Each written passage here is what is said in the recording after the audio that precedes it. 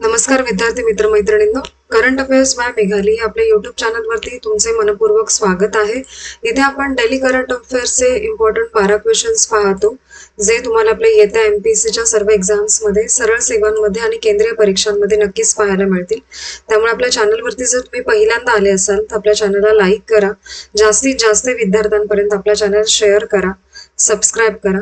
सगळ्यात महत्त्वाची गोष्ट, लेक्चर शेवटपर्यंत पहा, प्रत्येक प्रश्न पहा, एकही प्रश्न स्किप करू नका. ठीक आहे, तर पाहूयात आजच्या म्हणजेच 12 एप्रिल 2026च्या चालू घडामोडी. प्रश्न पहिला, आंतरराष्ट्रीय मानव अंतरिक्ष उड्डाण दिवस किंवा दिन कधी साजरा केला जातो? तर याचे योग्य उत्तर आहे पर्याय क्रमांक सी, 12 एप्रिलला हा साजरा केला जात असतो. महत्वाचे पॉइंट्स पहा या प्रश्नाचे. 12 एप्रिल हा आंतरराष्ट्रीय मानव अंतरिक्ष उड्डाण दिन म्हणून साजरा करतात. 1961 मध्ये झालेल्या ऐतिहासिक घटनेमुळे या दिवसाचं महत्व आहे. 12 एप्रिल 1961 रोजी युरी गगारिन हे अंतरिक्षामध्ये गेले होते आणि युरी गगारिन हे सोव्हिएत संघाचे म्हणजेच USSR चे नागरिक होते. ते अंतरिक्षामध्ये जाणारे पहिले मानव ठरले. त्यांनी वॉस्टॉक 1 या अंतरिक्ष यानातून मोहीम केली आणि वॉस्टॉक 1 हे पृथ्वीची एक फेरी मारली. ही घटना मानवजातीसाठीची मोठी वैज्ञानिक सिद्धी मानली जाते आणि 7 एप्रिल 2011 रोजी संयुक्त राष्ट्र महासभेने हा दिवस जाहीर केला आणि या दिवसाचा उद्देश म्हणजे अंतरिक्ष युगाच्या सुरुवातीचा गौरव करणे असा आहे. लक्षात ठेवा. पुढील प्रश्न दुसरा, जॅक विक्रम हे कोणत्या प्रकारचं जहाज आहे? तर याचे योग्य उत्तर आहे पर्याय क्रमांक ए, LPG टँकर आहे हा. महत्वाचे पॉइंट्स पहा. जॅक विक्रम हे भारतातलं LPG टँकर आहे. या जहाजाने स्ट्रेट ऑफ हॉर्मुझ यशस्वीरित्या पार केलंय आणि सीज फायर झाल्यानंतर या मार्गाने येणारं जॅक विक्रम हे पहिलं भारतीय जहाज ठरलेलं आहे आणि हा मार्ग मोकळा होईपर्यंत जहाजाने आठवड्याहून अधिक काळ तिथे थांबावं लागलं होतं आणि एका वेळेस 20,000 टन LPG वाहून नेऊ शकतं एवढी त्याची क्षमता आहे जॅक विक्रमची. आणि युनक्लोज या आंतरराष्ट्रीय नियमानुसार हे जलमार्ग ठरवलेले असतात. हा शेवटचा पॉइंट लक्षात ठेवा की ही नियमावली कोणामार्फत फॉलो केली जाते, ते नाव लक्षात ठेवण्याचा प्रयत्न करा जर आला प्रश्न तर. ओके, पुढील प्रश्न तिसरा, कर्नल सोनम वांगचुक यांचं निधन कधी झाले? तर या प्रश्नाचे योग्य उत्तर आहे पर्याय क्रमांक सी, 10 एप्रिल 2026 रोजी.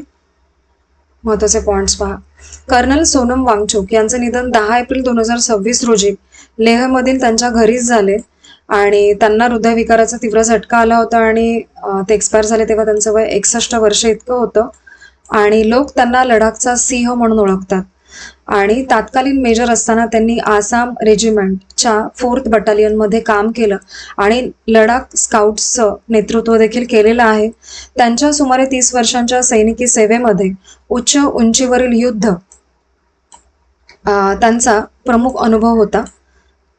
ठीक आहे, आणि त्यांच्या शौर्याबद्दल त्यांना महावीर चक्र मिळालेलं आहे आणि हा भारताचा 2ऱ्या क्रमांकाचा सर्वोच्च शौर्य पुरस्कार देखील आहे. शेवटचा पॉइंट लक्षात ठेवा. पुढील प्रश्न चौथा, पेस उपग्रह मुख्यतः कोणते काम करते?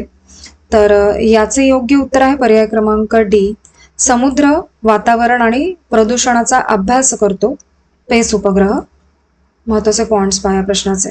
पेस हा उपग्रह नासाने तयार केलेला आहे आणि फेब्रुवारी 2024 मध्ये या उपग्रहाचे प्रक्षेपण झालेले होते आणि सन सिंक्रोनस ऑर्बिट मध्ये ते फिरत असते.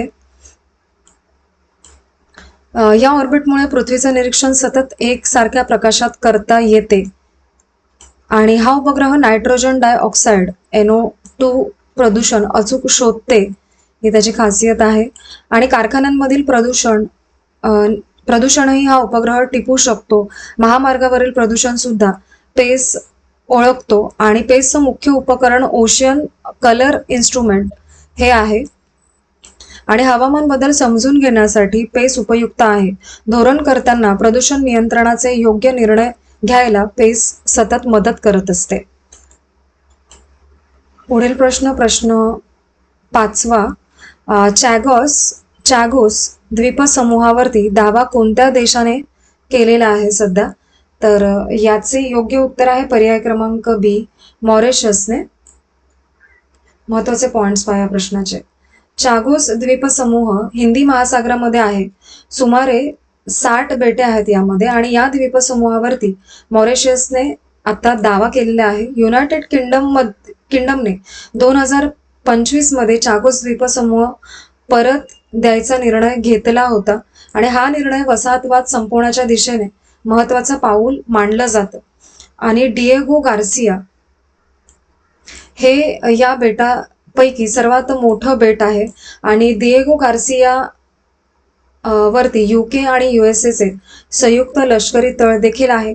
युकेने या बेटावरती 99 वर्षांसाठी अधिकार ठेवण्याचं ठरवलं होतं आणि डिएगो बद्दल काही बदल करायचा झाला तर युएसएची संमती लागते आणि चागोसचा वाद अनेक दशकांपासून सुरू आहे असं म्हटलं जातंय. आणि मॉरिशियस हा प्रश्न आंतरराष्ट्रीय न्यायालयात पुढे नेऊ शकतो असे देखील संकेत आहेत.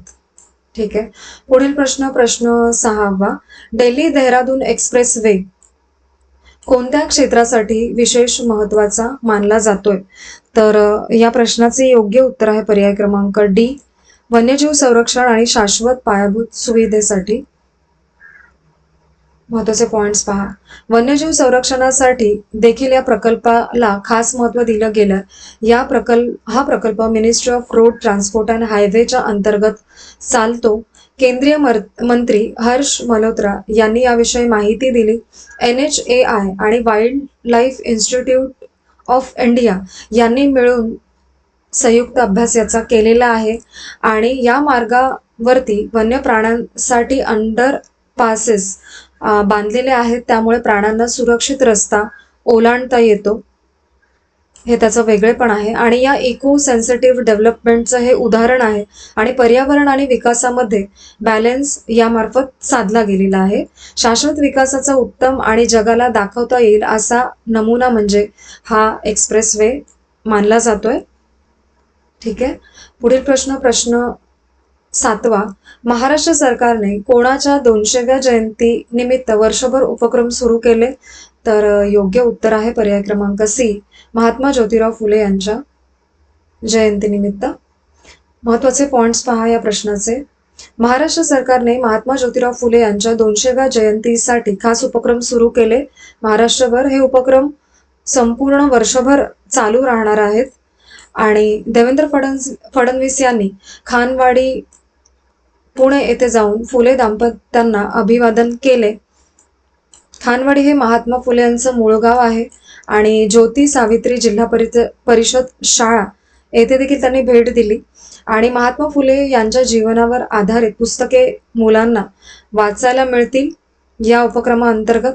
आणि शाळांमधील वाचनालय आता नॉलेज सेंटर्स म्हणून विकसित केली जाणार आहेत या अंतर्गत. ठीक आहे.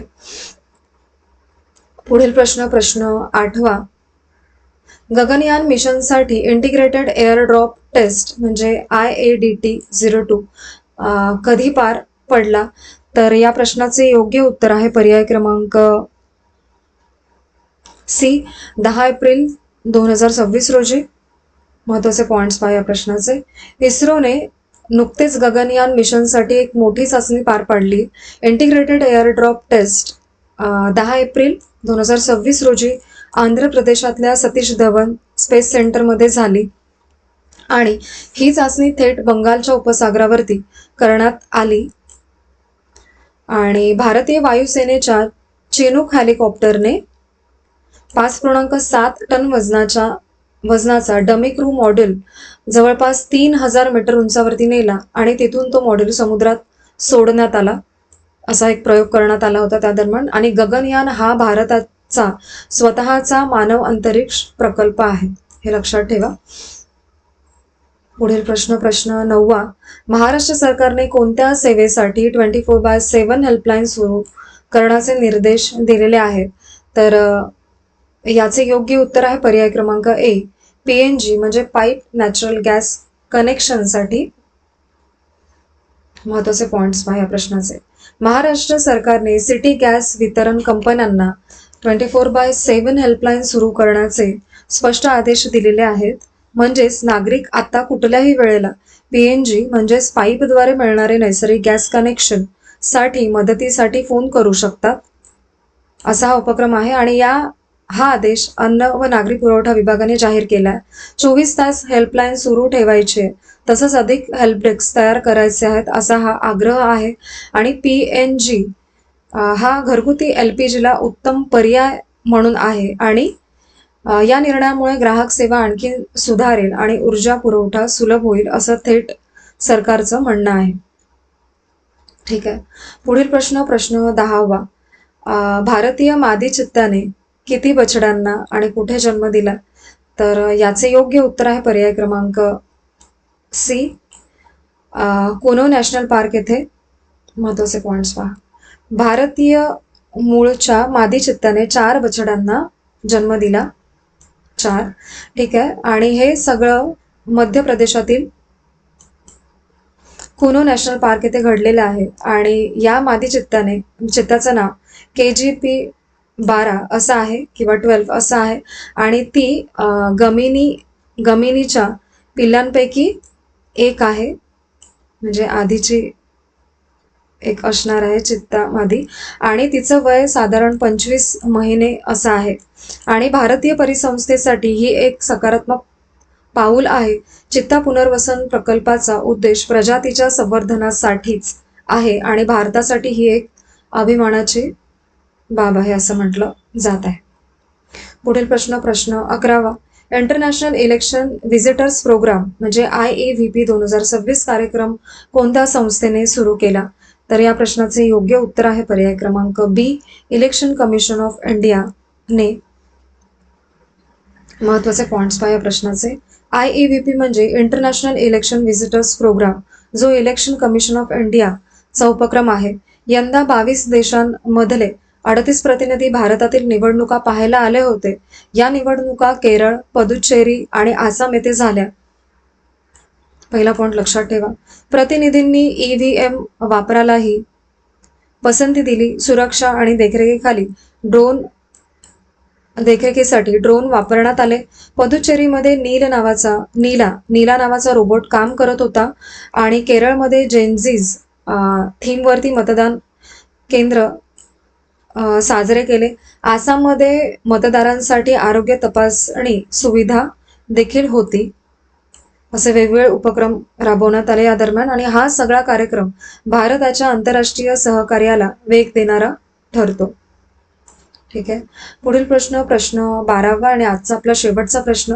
इराकचे राष्ट्रपती कोण बनले आहेत? तर या प्रश्नाचे योग्य उत्तर आहे पर्याय क्रमांक ए, निझार अमेदी असं त्यांचं नाव आहे. या प्रश्नाचे महत्वाचे पॉइंट्स पहा. इराकच्या संसदेत निझार अमेदी यांची राष्ट्रपती म्हणून निवड झालेली आहे.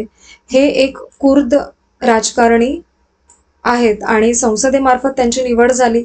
आणि ही निवड गेल्या नोव्हेंबर निवडणुकीनंतरच पार पडली होती. आणि निझार उमेदी हे माजी पर्यावरण मंत्री आहेत. त्यांनी पॅट्रियट युनियन ऑफ कुर्दिस्तान म्हणजे PUK या पक्षात काम केलेलं आहे. 2024 पासून ते PUKच्या बगदाद कार्यालयाचे प्रमुख देखील होते. आणि इराक हा पश्चिम आशियातील देश आहे. वेगवेगळ्या समुदायांचे प्रतिनिधित्व सत्ता वाटपामुळे जमतं. आणि कुर्द हे इराकमधील एक मोठा आणि प्रभावशील समुदाय देखील आहे.